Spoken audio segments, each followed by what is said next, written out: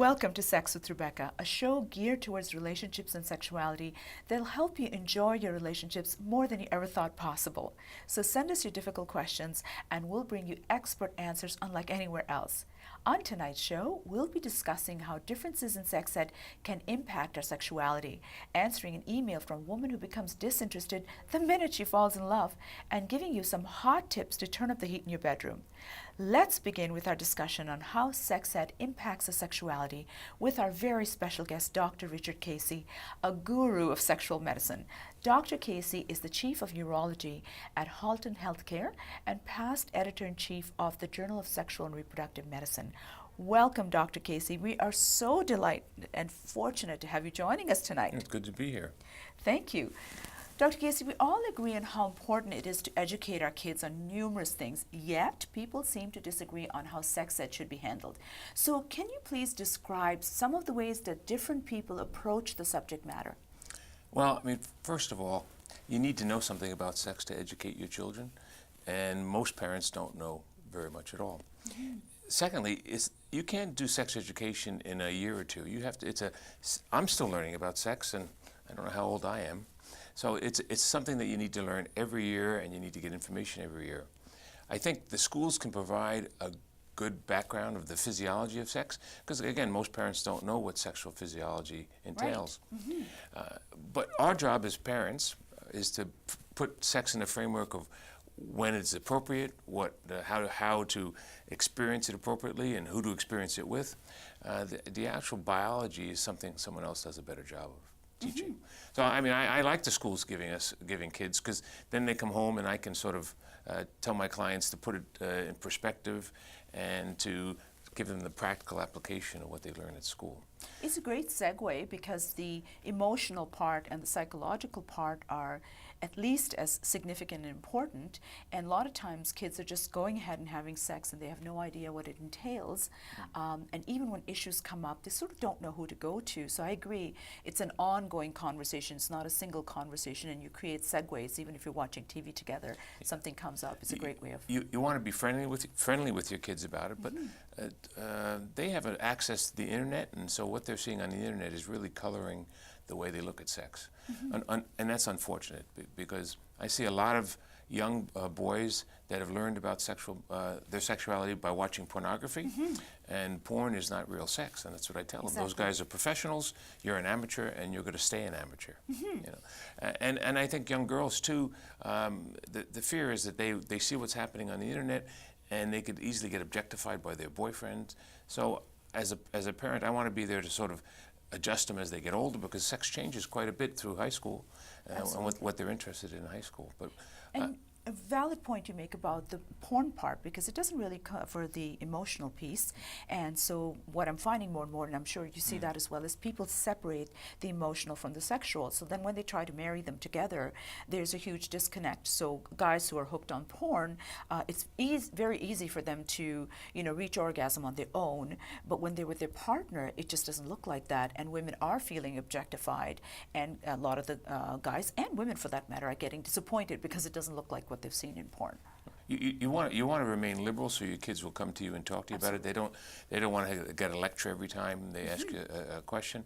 But on the other hand, you want to keep them safe and give them the perspective of when sex is appropriate, how to use sex, and you don't want your children to try to imitate what they see online, right, or what they hear from their friends. And indeed make that conversation itself safe. So approaching you is safe, and that's part of creating safety when it comes to sex. Do you remember how you figured it out?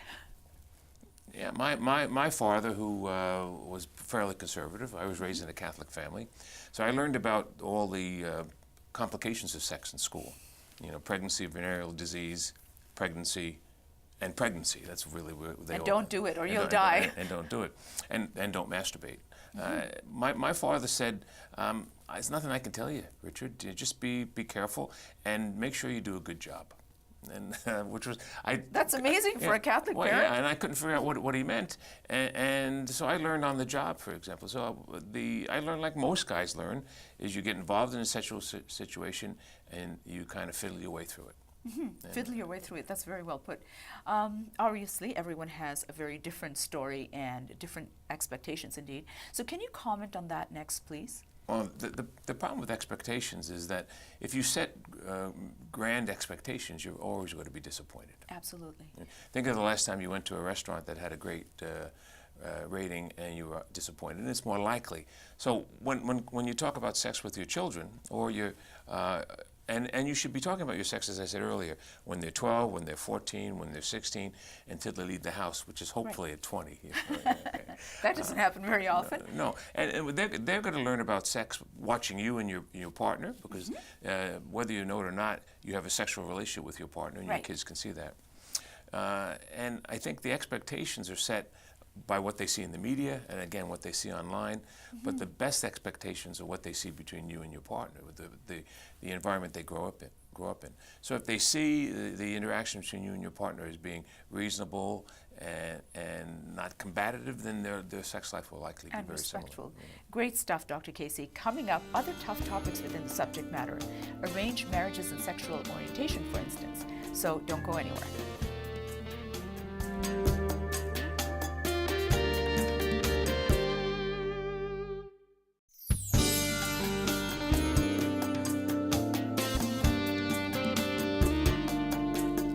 Welcome back to Sex with Rebecca, a show where we bring you expert advice on important matters to help your relationships be more intimate, exciting, and emotionally fulfilling. We've been talking about the importance of having open and honest discussions about sex with a very special guest, Dr. Richard Casey, an expert in sexual medicine.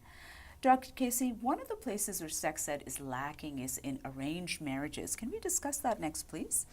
Well, I don't know if sex ed is totally lacking in arranged marriages, but I see a lot of couples that have been arranged, or their marriage has been arranged, and actually the sexual problems in those couples are much different than what I see in the general population.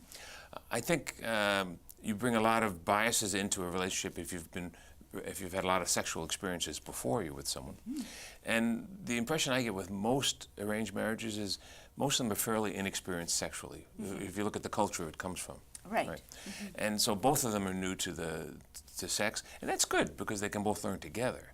It's often a problem if one partner is very experienced and the other one is fairly timid. You know? It's funny. A number of years ago, I was contacted by a marriage broker who wanted me to assess a couple because they hadn't been able to seal the deal. Really? Which is very important if you brokered a marriage. Right. And this young man had been unable to penetrate his partner, and they wanted the money back, and they wanted to, I guess, nullify? Annul the marriage. Annul the marriage. Right. It turns out all he had was premature ejaculation, and we had to deal with that. But I don't know if you need a lot of sexual medicine education for a marriage to work if you have both people who are starting at the same point. I think that's a brilliant point because I know a lot of people who saved themselves from marriage, whether it was arranged marriage or just a conservative couple, maybe a religious couple. And one of the things is, it depends also on what they were told. If they're told that sex is bad and it's dangerous, then it's hard to flick the switch in the other direction. But if it's just an inexperienced thing, a lot of them, they can talk about it, provided they create that safety.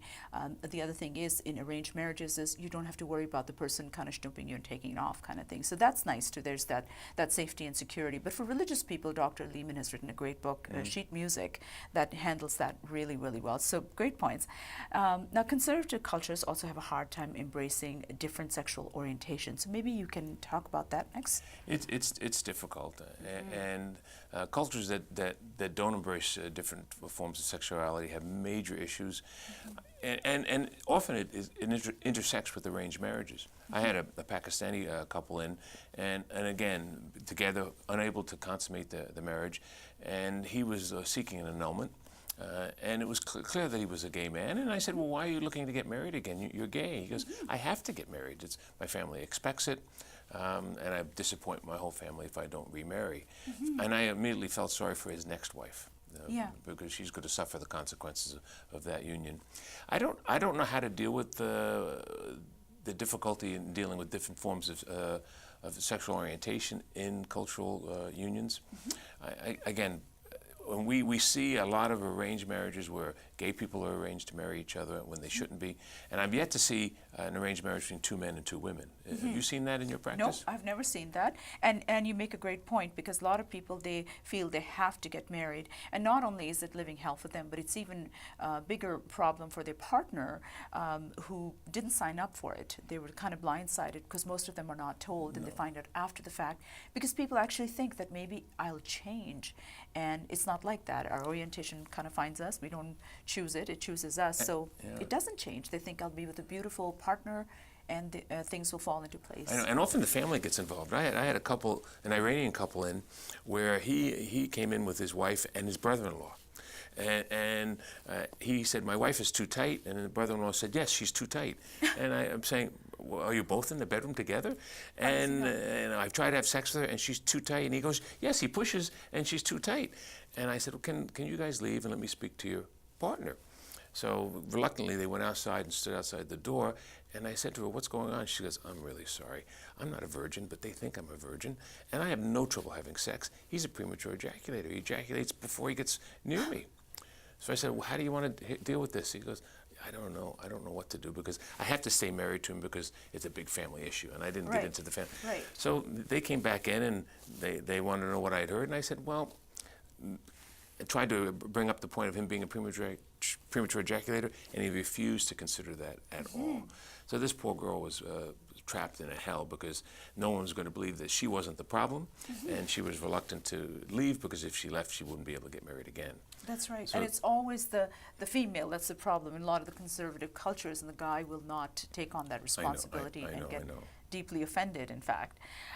Wow, great story. So what I'm hearing is that families can create sexual difficulties because of how they handle sexuality or don't handle it at all. So can you just make a couple of quick comments before we go to break that talk about how families can, you've already mentioned that it's a multiple part conversation, but more so for the conservative families. Do you have any tips on how they can handle this so they don't sign their kids up for a very painful union down the road? Well, I mean, in general, they handle it very well. As you can imagine, most arranged marriages, the parents get together, they talk, and like attracts like, and so they know. And in fact, I've seen many successful, probably more successful arranged marriages than marriages for love. You know? So I don't mean to suggest that arranged marriages are a problem.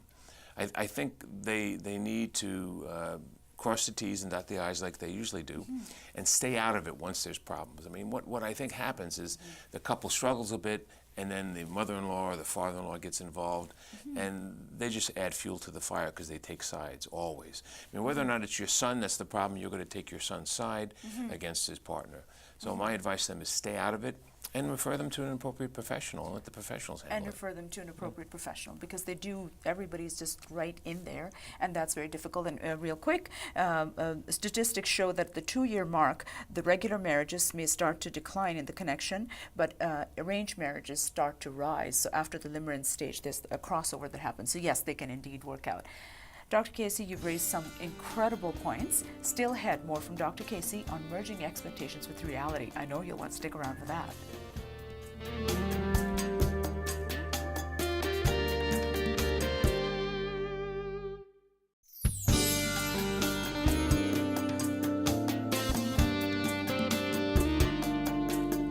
Welcome back to Sex with Rebecca, a show geared towards making relationships the best they can be, both in and out of the bedroom.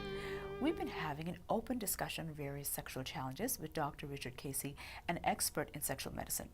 Dr. Casey, I've always believed that how satisfied we are in or out of the bedroom is contingent upon that gap between expectations and reality.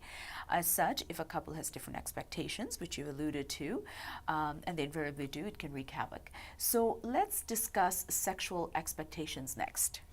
Okay, so the buzz term is lower your expectations.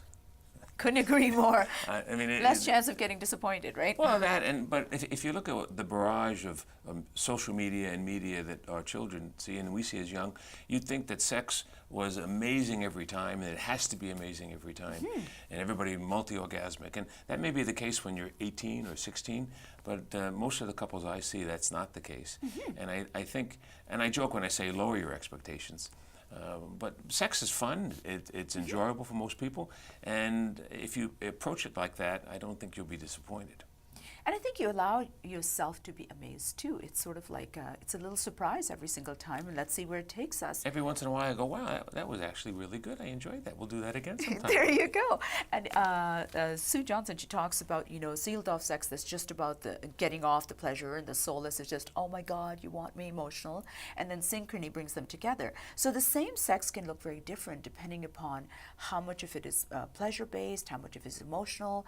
Maybe one day you're in a great mood, another day you're not, and sex actually puts you in a great mood, and you say, hey, that was good. Like you said, let's do that again. Yeah, well, you want to tell couples to mix it up a bit. I mean, some couples have been having sex the same way for such a long time that all you have to do is touch your partner one way and she gets into the position and you haven't even asked her to change. Yeah. And so what I tell my couples is, change it up a bit, but talk to your partner before you change it up. Right.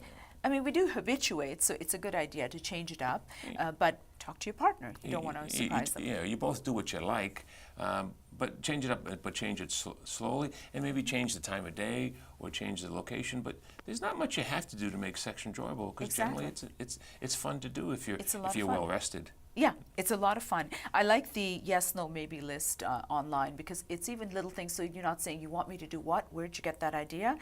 The onus is on the list. So you can, it's lighter kisses, deeper kisses, wetter kisses, more oral sex, giving, receiving, maybe venturing out into kink. But it's a great way of kind of gauging where each party's at. Of course, what we crave changes over time, as you've pointed out, due to all sorts of changes, including relational changes. That's just some of the things. But sadly, people don't discuss what needs to change in a healthy way to accommodate all of that. So maybe you can just talk about that a little bit next, to that, how our sexual goals change, and what's a safe way to talk about it. I'm reminded of a story. I had a woman send her husband in to talk, a woman came in to talk about her husband, who said he must need testosterone because he's not interested in having sex with me any longer. We're a second marriage, we're both in our late 40s, and we had a great sex life for 2 years, and now we're not having sex. Now we're not having sex anymore. So I said, tell me a bit about what you do to the day, because that's important. Sex reflects your mood and what you do, what you feel like. And so he said, for example, last Saturday, he went golfing. I met him at the golf club. We had dinner together. We came home. We got in the bathtub. He braided my hair. I said, wow, did he ask for oral sex after that? She said, no, he didn't. I said, I think your husband's gay. She goes, no. I said, send him in, let me speak to him, and tell him what I said. So 2 weeks later, I have a gay man in my office. He actually shows up. Furious at me because I've commented on his sexuality without even meeting him. So we have a conversation. He finally admits, yeah, I'm gay, but I love my wife. And I said, I understand that. You can love her, but you have to have sex with her. He goes, I can't. I have a lover. And so we sorted that out. And 2 weeks later, she's back in my office. And I said, why are you back? She said, well, thank you for sorting out the problem I had. And I'm going to be dating again. And I wonder if I could bring my next boyfriend in to see you before we get serious. Because you knew my husband was gay, but even not immediately. Check it out. Check it out first. On behalf, yeah. I don't know why I talked about that. But I mean, the expectations people have of a relationship. This couple had expectations of having a great relationship, and sex was secondary. And I think couples have to look at what they do best together and concentrate on that. And if they're great companions, then that companionship can be first and sex can be second. And I worry about couples, though, where sex is the primary reason for them being together, because that fades fairly quickly. Yeah, that's not sustainable. But I like what you said, that she came to you, can you please check this out ahead of time? And at the end of the day, that's what a couple should be doing, talking a little bit about what are their expectations, sexual and otherwise, because there's going to be differences. And if you know going in that for my partner, sex is really important, and for me, maybe it's not as important, so how are we going to navigate through that? So she had the right idea, but you brought him to you. I guess that's one way of doing it. Most couples don't talk about sex exactly. Ever. They have sex in quiet, and it's over, and it's like it never happened. Yeah, and it can be goal-oriented. So if it's all about the orgasm, as soon as it happens, that's it. You de-goo, and you're done. You're not laying in each other's arms. You're not having the pillow talk. You're not enjoying it, because it's, A leads to B leads to C. And it's just like listening to the same album back in the day. Now we have iTunes. But it's listening to the same music list in same order over and over again. After a while, you're not even going to enjoy it. It's not going to register, and it'll be so autopilot. Yeah. But men and women have sex like they shop. That's interesting. Do tell. One woman gets up and she says, I need a dress. I'll go shopping today. So she goes out to Halton Health Care or wherever she wants to go, looks for a dress, doesn't find it, but in the meantime she stops at 3 or 4 other stores, has coffee with a girlfriend, maybe buys a pair of shoes and come home. And her husband says, how was your day? She goes, great. Did you buy your dress? No, I didn't buy the dress, but I enjoyed the whole day. A man gets up and he wants to buy a power tool. He goes to Best Buy or wherever, he buys the power tool and comes home, and if he doesn't get the tool, he's miserable. You know, men are goal-oriented, they want, and women like the experience, and that's what I tell couples, you know. You don't have to be a great lover, you just have to try really hard. That's actually a really brilliant story, because a lot of women will say, I don't have to orgasm in order to enjoy sex, I just enjoy the intimacy. So it's more about the experience, it's more about how you feel, how your partner makes you feel. Wow, that's amazing. Now, speaking of sexual goals, they're also very different for different types of liaisons. So, you know, looking at Tinder hookups, F-buddy arrangements, short-term relationships, long-term relationships, there's myriad possibilities. Yeah. So can you quickly comment on that, please? That I don't like I don't like what I see happening, particularly in the younger population, these quick hookups. I had a young boy in the office the other day who had erectile dysfunction. He's 18 years old, and his physician had sent him over, and it's because he was hooking up with a girl he'd met on Tinder, who just to have sex, and she was very experienced, and he started feeling intimidated, and couldn't perform. And he took that to his next relationship. I am not a big fan of short hookups. I think it doesn't do anything for your sex life. It doesn't make you a better lover at all. Absolutely not, yeah. I think it makes you a selfish lover. And while it sounds like a lot of fun, I haven't found that most people really like it anyway. I think it's empty. Think of it as empty calories. Absolutely. You know, it's like eating carbs. You know, I love it, but then I feel guilty after I've had the carbs. So I'm not a big fan of these types of hookups. It's true, yeah, but to become a good lover, you need to be in a relationship that's safe enough where you can teach each other wonderful things and you can venture out and you can experiment. And you can't do that in a hookup. It's just basically getting off the old wham bam thank you man type of thing. And you're right, like you need to kind of be in a more intimate relationship to actually experience intimacy. Otherwise, it is empty cows. 100%. Of course, this discussion wouldn't be complete without talking about how to communicate special arrangements. Like when someone's saving themselves for marriage, they sort of need to tell the other party. If someone has any kind of disability, medical issue, even something like erectile dysfunction, or if they have a history of sexual abuse. Could be someone who thrives on fantasies and fetishes and kink, and they can't have sex any other way. So all those things, can you tell us real quick when and what is the best way of getting into that? Well, I certainly wouldn't get into too early in a relationship. I mean, imagine your second or third liaison and your partner starts telling you about their past history of what's happened. I advise my clients to keep it to themselves until they feel they're in a serious relationship, and then have the discussion slowly, but have the discussion. If you bring it up too early, you're likely to scare the person away, and if you bring it up too late after marriage, you're likely to scare the person away. Scare them away again. Yeah. So I think when you can trust the person and you're in a trusting relationship is the time to bring that up. That's the time. And again, that's why long-term relationships. Thank you so much, Dr. Casey, for all your remarkable insights. Still ahead, some hot tips to put the play back in foreplay, so don't go anywhere.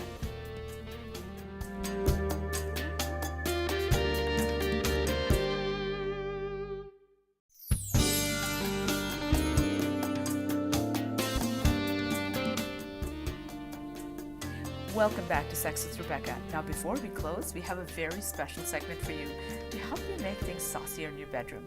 And to help me with that, we're being joined by Daniel Morris from Aren't We Naughty Stores. Welcome, Daniel. It's so great to have you here. You brought an interesting little goodie here. I did, yes. What is it, and can you tell us a little bit about it? For sure, yes. This is called the Pivot, and it's by a very popular Canadian company called WeVibe. Basically, the Pivot here is a high-quality, fully silicone, vibrating male penis ring. Cool. This is very nice. It has a stretchy contour band here. It is made just to stretch over the head of the penis. With some help of water-based lubricant, you could apply it here and onto the shaft, and it just slides right down to the base there. So it sits at the base of the shaft. It doesn't have the whole package. Like some of them, they include the testicles as well. This is just for the base of the penis. This one does not, yeah. Okay. This one is for just the base. WeVibe does actually come out with the Verge as well, which can go over the shaft and the testicles as well. Right. Which is another great variety with that brand as well. This is very nice too because it does have 10 preset functions. So I do have it on here as Oh, well. can I see? Oh, for sure, yeah. So Oh my gosh, that's really powerful. it's very nice, yeah. It has the 10 functions there, so it goes from a low, a medium, a high, a That's ramp amazing. pattern, bumpy pattern, all, yeah, exactly. So it's the intensity changes, the movement changes, so you kind of pick what you want. Exactly, and it's That really is nice. really powerful. That's amazing. Really nice seamless design as well. So this is over the penis. So if you're having heterosexual sex and you're overlapping, so this has got to give a lot of stimulation to the clitoris as well. Hey, that's exactly it too. Very popular couples toy. A lot Right. of couples come into the store and they would love something like this too because the vibrations will hit the gentleman and, like you said too, during intercourse. Right. Very versatile with different positions as well for clitoral stimulation. Right. So because a lot of women, they have a hard time orgasming with just vaginal thrusting alone, but this is going to give them the clitoral stimulation as well. Exactly, a little bit of extra as well. And it's really nice too because WeVab actually has their WeConnect app. So you could actually control it via the app completely free as well. And it lets you control and create your own vibration patterns as well. So it gives you even That's a little other options as well. So you don't have to actually touch the product itself, you can control it with that. You can control it with that. I mean, they Exactly. do a lot of great couple toys. Thank you so much. And just to reiterate that if someone has difficulty maintaining their erections, then this is a great tool. Thank you so much, No problem. Daniel. We really appreciate it, and we look forward to hearing some more good stuff from you later. Perfect, thank you. Thank you, Art Minati and Daniel, for all your saucy suggestions, and viewers for joining us tonight. Be sure to tune in again next week, and don't forget to email us your questions and subscribe to our YouTube channel to catch up on missed episodes, to watch your favorite shows again, and to access some hot stuff that can't be aired on TV. I'm Rebecca Rosenblatt, your host, wishing you happy, healthy, and passionate relationships. Until next time.